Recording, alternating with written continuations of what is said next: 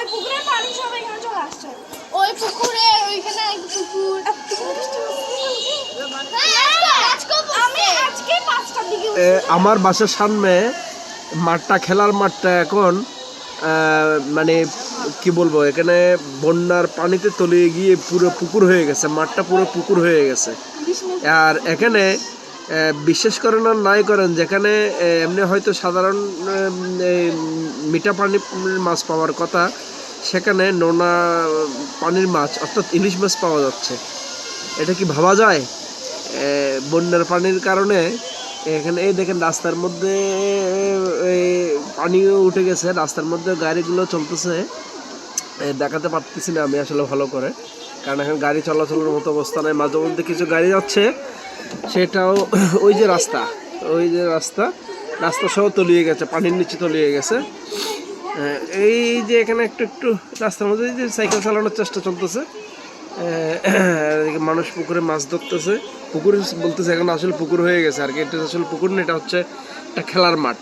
আর এই দেখেন এদিকে বাড়ি উঠতেছে, তার মানে দেখেন যদি এটাও বাড়ি হইতো তাহলে সেটাও পানির নিচে তলিয়ে যেত।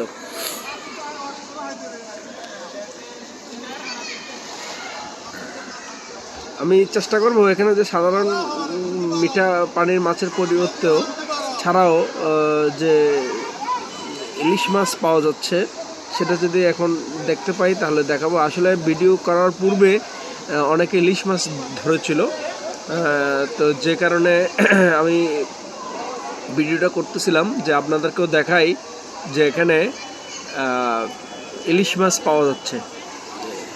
এ দেখেন, এটা কোনো সাগর না, এটা কোনো নদীও না যেখানে ইলিশ মাছ পাওয়া যাবে। দেখেন এই যে বাড়ি, এই যে এখানে অ্যাম্বুলেন্স যাচ্ছে, এই যে মোটরসাইকেল যাচ্ছে, এই যে দেখেন তলিয়ে গেছে।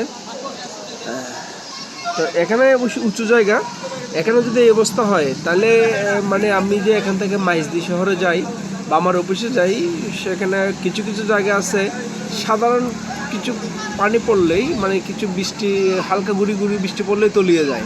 আর এটা তো তলিয়ে যাওয়ার প্রশ্নই আসে না। তাহলে এখানে কি পরিমাণ বৃষ্টি হয়েছে যে সব তলিয়ে যাচ্ছে, রাস্তাঘাট সব তলিয়ে যাচ্ছে। দেখি শেষের জন্য আপনাদেরকে দেখাতে পারি কিনা, কোনো ইলিশ মাছ ধরা যায় কিনা, ধরতে পারতেছি কিনা। যদিও আমি মাছ শিকারের পক্ষপাতিত্ব নয়, কারণ মাছ শিকার বা প্রাণী হত্যা কোনোটাই আমাদের ধর্মের মধ্যে নাই, বা ধর্মে থাকুক বা না থাকুক সেটা আমি ব্যক্তিগতভাবে সাপোর্ট করি না। এই জন্য, কারণ তারও প্রাণ আছে, আমারও প্রাণ আছে। আমার প্রাণ চলে গেলে যেরকম আমার কষ্ট হয়, ঠিক তো যে কোনো একটা প্রাণীর প্রাণ চলে গেলে তারও তেমন কষ্ট হয়। সেই কষ্টটা যদি বিচার বিবেচনা করেন তাহলে অবশ্যই সেটা ভালো নয়। তো সে যাই হোক, তবে আমি তাহলে আর দেখালাম না যে ওরা ইলিশ মাছ ধরতেছে বা যে মাছ ধরুক না কেন, সেটা দেখাবো না, কারণ সেটা আসলে আমার ন্যায় নীতির সাথে যায় না। হয়তো বা আমি একটু